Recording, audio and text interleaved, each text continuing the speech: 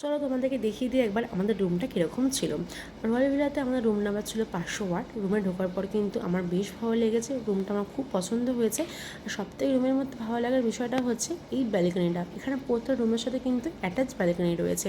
আর এই রুম রেন্টগুলো হলো per day 4000 with breakfast. আর প্যাকের দিকে এগুলো একটু কম রয়েছে। রুম থেকে ব্যালকনিতে দাঁড়ালেই কিন্তু এরকম বেরিয়ে বাঁদিকে রয়েছে সুইমিং পুল, ডান দিকে রয়েছে হচ্ছে সমুদ্র। দুটোই মন ভালো করার জিনিস রয়েছে। আর সবাই কিন্তু আমরা পাশাপাশি ছিলাম ওপর নিচ করে। আমরা যে এক সপ্তাহের মধ্যে 11টা রুম পেয়েছি এটাই কিন্তু অনেক। সব হোটেলে ফোন করা হয়েছে, সব রুম কিন্তু বুক ছিল। যাই হোক, সারাদিনটার মতো বাঁচতে চাই। ফ্রেশ হয়ে আমি কিন্তু জলে নেমে পড়েছি। খাওয়া দাওয়া পরে হবে, আগে তো জলে এনজয় করি, তারপরে খাওয়া দাওয়া ভাবা যাবে। তো আমরা কিন্তু ব্রেকফাস্ট করে এসেছিলাম, আমার পেটে একটু ভরাও ছিল। সুইমিং পুলে একটু অনেকটা সময় কাটাই। আর পুরে থাকাকালীনে কিন্তু আমার খাবার অর্ডারটা দিয়ে দিই আমরা, নাহলে আমাদের আজকে আর খাবার জুটবে না। অনেকটা বিকেলই হয়ে গেছে, আমরা বিকেলবেলা আজকে লাঞ্চ করব।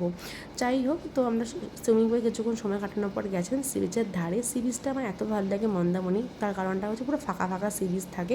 লোকজন তো এসেছিলো বটেই, কিন্তু সি বিচ কিন্তু ফাঁকা ফাঁকাই ছিল। আর বেলা 4টের সময় কে আর নামবে জলে, আমরাই শুধু ছিলাম। আর আমরা কিন্তু অনেক বিচের ধারে ফটো ভিডিও তুলেছি, সেগুলো তো আমাদেরকে আস্তে আস্তে সবই শেয়ার করবো।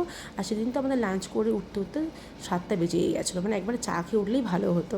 তো চলো, ব্লগটা এটুকুন এলাম। যদি তোমাদের ভালো লেগে থাকে লাইক কমেন্ট সাবস্ক্রাইব করো। দেখা হবে নেক্সট ব্লগে। আর নেক্সট ব্লগে সব দেখাবো আমরা কি খাওয়া দাওয়া করলাম, কোথায় গেলাম। চলো, এই ব্লগটা এটুকুনি, ভালো লাগলে লাইক করে দিও। টাটা।